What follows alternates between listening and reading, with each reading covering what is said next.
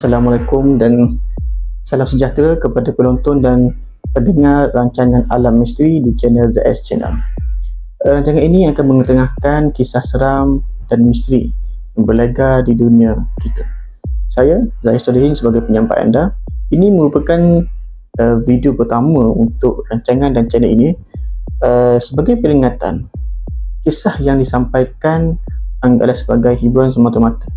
Sama ada ia benar ataupun tidak, hanya penulis dan Allah sahaja yang tahu.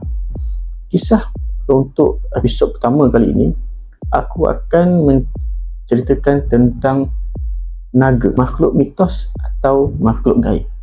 Kisah ini aku petik sumbernya daripada fiction Sasha yang dikirimkan oleh Carlito Rocker. Bagi aku, kisah ini sangat menarik. Aku akan bahagikan kisah naga ini kepada dua bahagian. Untuk bahagian pertama, aku akan ceritakan kisah detail ataupun ciri-ciri ataupun jenis naga yang wujud yang diceritakan oleh brother Carlito Rocker. Baik, begini kisahnya. Bismillahirrahmanirrahim.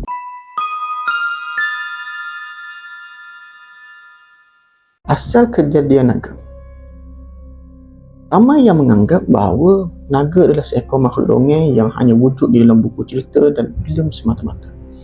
Tetapi banyak kisah misteri yang dikaitkan dengan kehidupan mereka. Setiap bangsa di dunia ini mempunyai pendapat dan ceritanya tersendiri. Golongan intelektual dari barat pula pernah mengatakan bahawa naga adalah salah satu daripada spesies dinosaur yang telah pupus sejak jutaan tahun lamanya, disebabkan oleh hentaman meteor ketika itu. Aku bukanlah hendak menidakkan kenyataan mereka, tetapi daripada pengalamanku sendiri, naga bukanlah sejenis haiwan yang wujud di alam nyata. Mereka hanya wujud di alam gaib. Asal usul kejadian mereka adalah hasil daripada percampuran genetik jin darat, jin udara dan jin laut. Jin daripada bakal campuran tersebut aku galakkan sebagai jin hybrid ataupun jin kacukan. Mereka mempunyai tenaga serta kekuatan yang luar biasa dan tergolong sebagai jin kelas atasan yang setaraf dengan bangsa jin ifrit. Mereka juga mempunyai puak-puak dan kumpulan yang tersendiri. Kebanyakan daripada mereka adalah kafir dan jumlah yang beragama Islam adalah teramat sedikit. Ketika mereka adalah evolusi perubahan fizikal yang terhasil daripada percampuran genetik, iaitu ada jin darat yang berbentuk ular atau biawak, jin udara yang berbentuk seperti seekor burung atau kelawar, dan sejenis jin laut yang tinggal di dalam laut dalam bentuk iaitu bayi-bayi gergasi. Disebabkan oleh kombinasi tiga gabungan genetik tersebut, mereka boleh hidup di tiga tempat yang berbeza tanpa sebarang masalah, iaitu di dalam air, di darat dan juga di udara. Mereka boleh mengecilkan diri pada saiz ekor serangga dan membesarkan diri mereka seperti saiz sebuah bukit dalam masa yang singkat sahaja. Kisah mengenai kewujudan mereka telah menjadi sebuah perdebatan umum yang berlarutan semenjak kurun lamanya. Ada yang tinggal di dalam lautan, sungai serta tasik, dan juga yang tinggal di dalam gua, hutan belantara, di puncak bukit dan di atas udara. Mereka bukanlah sejenis makhluk yang jenis mengkhinzir, buta, menjelma di alam nyata, tetapi hanya akan muncul sekiranya diseru dengan doa ataupun mantra tertentu, atau muncul untuk membalas dendam, ataupun sengaja muncul untuk menunjukkan kehebatannya kepada kita semua. Rupa bentuk mereka adalah hampir sama seperti yang kita saksikan di dalam gambar ataupun lukisan sebelum ini. Setakat ini hanya 3 jenis naga sahaja yang aku pernah saksikan di depan mata. Daripada Carlito Rocker, dia pernah menyaksikan 3 jenis naga. Yang pertama, naga darat. Wujud di dalam hutan tebal, gua serta di atas bukit dan kawasan yang berbatu batan. Naga purba, wujud di semua tempat di bumi, sama ada di dalam tanah, atas tanah, dalam laut, sungai atau tasik, di atas bukit, gunung dan juga di atas langit. Ketiga, naga air, hanya wujud di dalam laut, sungai dan tasik. Walau bagaimanapun, naga darat, naga air tinggal di kawasan yang seperti dinyatakan di atas. Mereka juga mampu untuk hidup di semua tempat di pelosok bumi ini, kerana mereka tidak takluk kepada had kupayang seperti jin-jin lain. Mereka mendiami kawasan itu kerana telah mengadaptasi kehidupan di tempat itu sejak berkurung lamanya. Naga darat.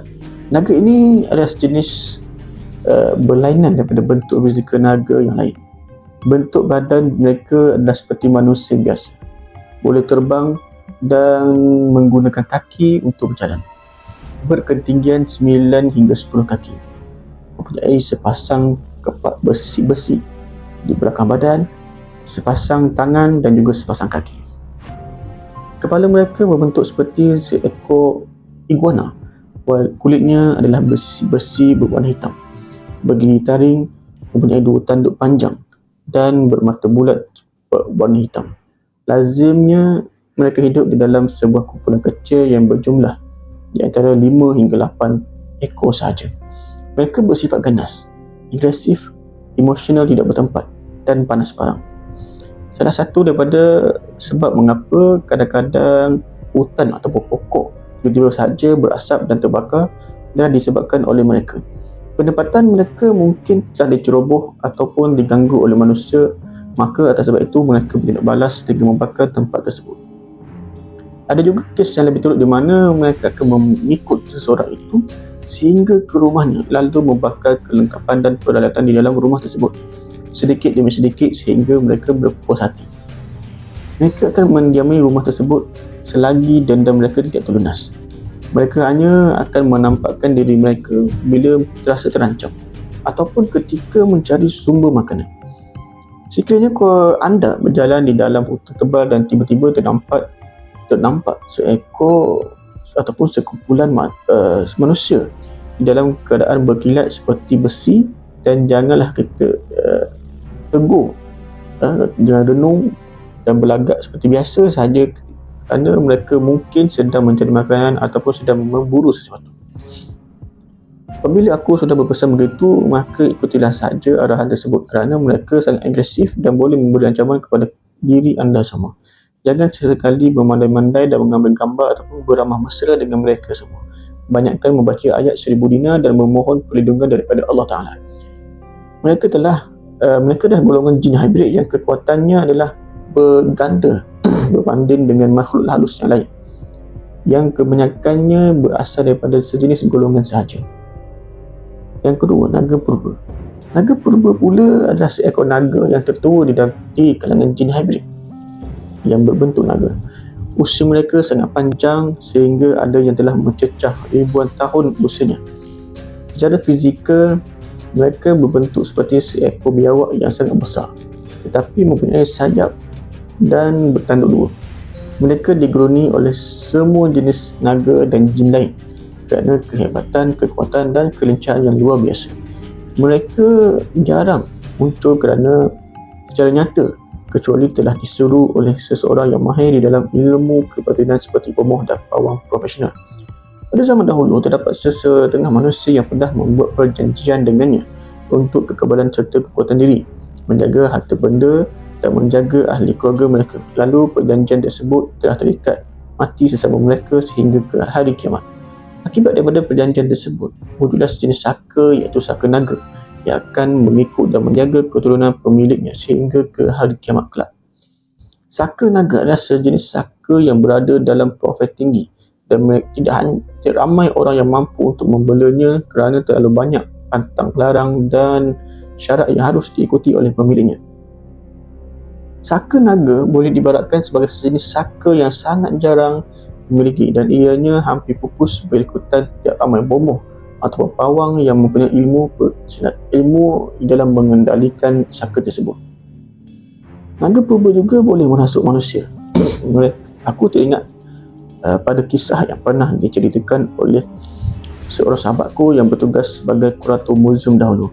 Dia menyatakan pada zaman penjajahan British di Tanah Melayu, terdapat beberapa orang pegawai tinggi telah mencuri dan menyelundup keluar senjata-senjata lama dan sejumlah kitab penting tentang ilmu persilatan, ilmu senjata dan perang, ilmu pendinding, ilmu gaib dan mistik Melayu serta ilmu memanggil segala jenis makhluk gaib yang wujud di alam sana termasuk ilmu memanggil naga.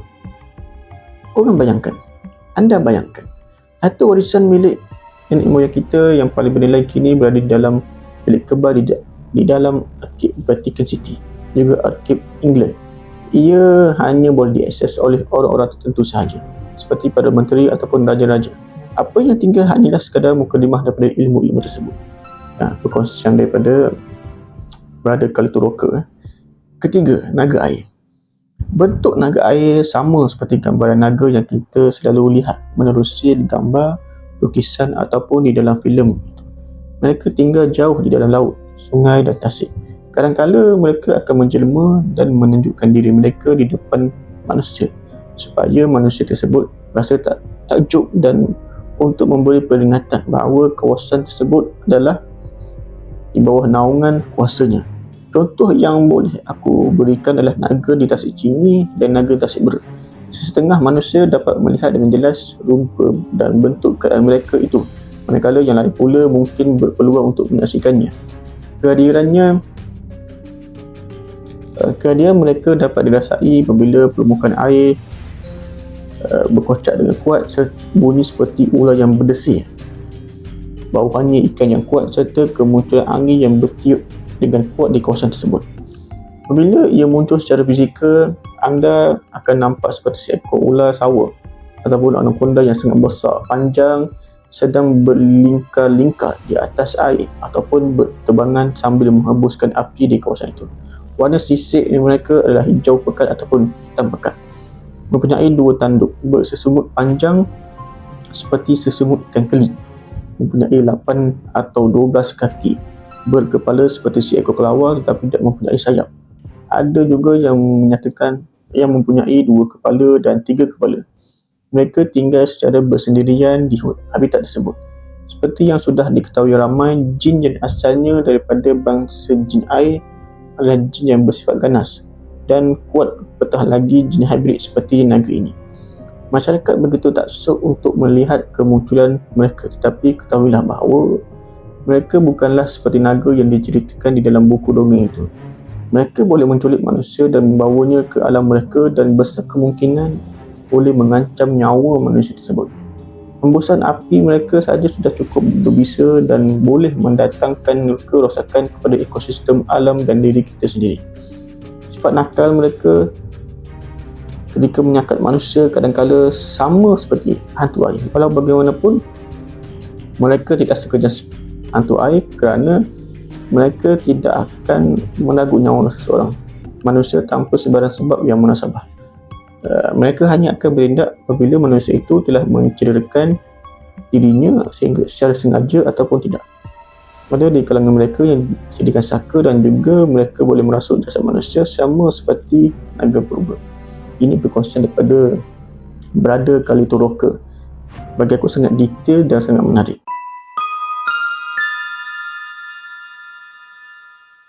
Kalau anda suka perkongsian kisah-kisah misteri dan seram, jangan lupa subscribe, like, share dan komen.